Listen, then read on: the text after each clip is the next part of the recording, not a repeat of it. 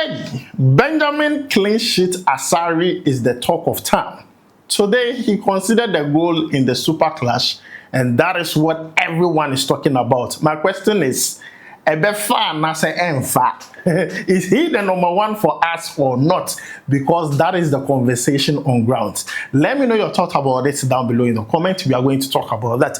We're also going to talk about Antoine Semenyo. Today, he featured for Bournemouth against Aston Villa, and the biggest highlight in that game has to do with Semenyo missing a penalty. We are going to talk about that and also talk about kwasi, sibo, amongst many others. So please make sure to like, subscribe, and also turn on notification. My name is Adam. You are watching SportsCornerGH. Thank you for choosing this particular video. Quickly, let's jump into it. Let's begin with Antoine Semenyo. Today, his side Bournemouth took on Aston Villa in the English Premier League. And that game, we're all hoping that Semenyo will score goals and increase his tally when it comes to the highest goal scorers in the English Premier League, because what he began with this season in the English Premier League was something commendable. So far, he has 6 goals. So I believe this was one game that, if not for anything, Semenyo will score a goal or provide an assist. But then he had a golden opportunity, a golden chance to increase the tally from 6 to 7, a penalty. And guess what? He missed the penalty. Now, before the penalty kick, Bournemouth had already conceded 2 goals in the first half. So in the second half, it could have been a turning point in the game. But Semenyo missed the penalty. As much as people want to talk about the penalty or insult Semenyo, I want to ask you, who has not missed the penalty before? All these big players have missed. Even today, Haaland missed a penalty.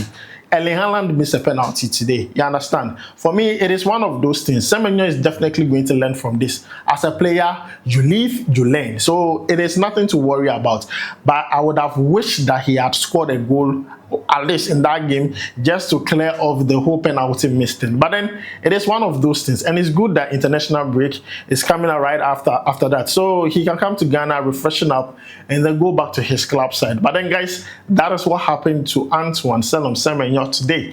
And I believe out of all the 6 goals he has scored, the easiest one would have been the penalty. You understand? Penalty, dear. It could have been the easiest one.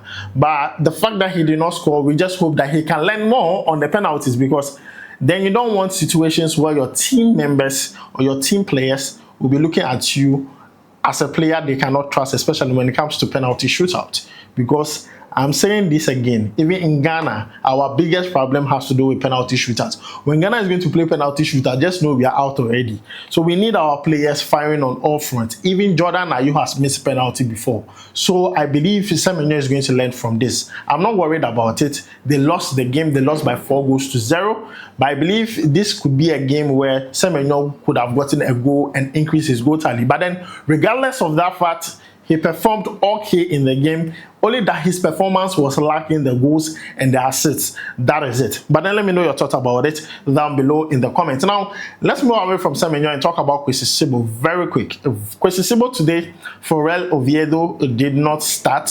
I was quite worried. I was watching that game on DSTV, and one thing I noticed was that even though Real Oviedo were losing, they didn't even make an attempt to bring him in. They brought him in the dying minutes. They lost that game by 1-0. Nico Williams scored the goal for Athletic Club. They brought kwasi, sibo in the dying minutes. He played a total of 8 minutes in that game. It is not enough. We need the player playing a lot of games. That minute he played is not enough. It is good that the international break is here. He can get a lot of game minutes with Ghana, but I don't get why Real Oviedo hardly plays him. Is he misbehaving in training? Is he not following instructions? Like, we really want to know, because I feel like the game minute he's getting is too less.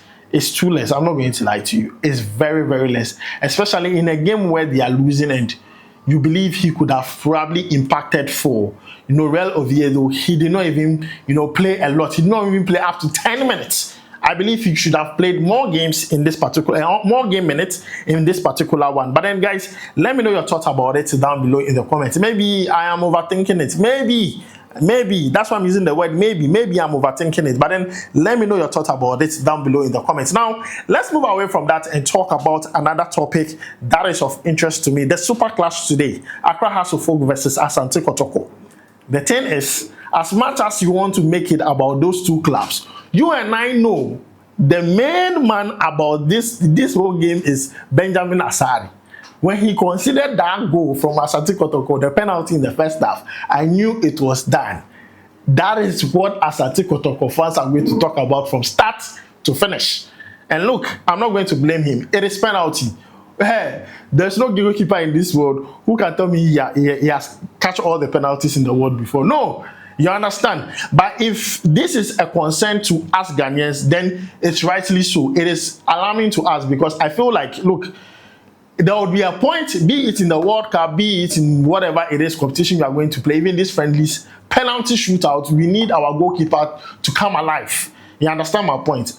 What I'm trying to say is the goalkeeper's trainer should focus on that and help Benjamin Asare. They should help him, especially in situations like this. But then he did not do bad in that game. He was making some crucial saves for Accra Hearts of Oak. Yeah, if you watch the game, then you know he was making some crucial saves. So don't let one moment in the game define the entire thing he did in the game. No. And I know the whole narrative on social media. Hey, is he the one or no? Can he be our number one? Let's go in for another goalkeeper. This World Cup, dear. Hey, this is just super clash. So what if you go to the World Cup? Munjaisa, let's stop that. He's still capable of doing that. There's a friendly coming, right? Hopefully, when he's in the squad, we get to see what he can do. As simple as that.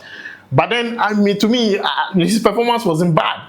His performance wasn't bad at all. I think it was okay. Every single time I saw him, come into action, he did the right things. For me, I don't know why the whole narrative has to do with he shouldn't be number one. He can't send us to the World Cup. I didn't see anything wrong with his performance too. I know I didn't see anything wrong. Honestly, I didn't see anything wrong. So please, the whole Benjamin Asare thing, nah. But then let's talk about that game itself. See, I'm not going to lie.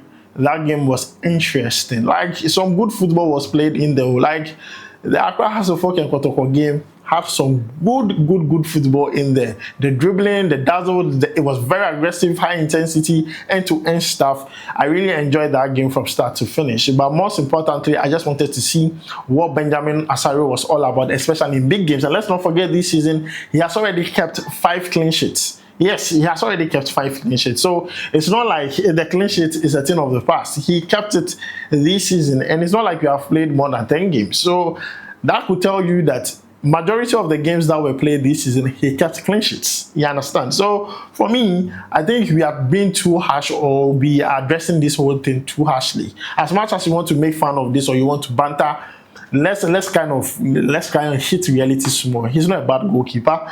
I believe he should be given the opportunity to prove himself, to fight for that position.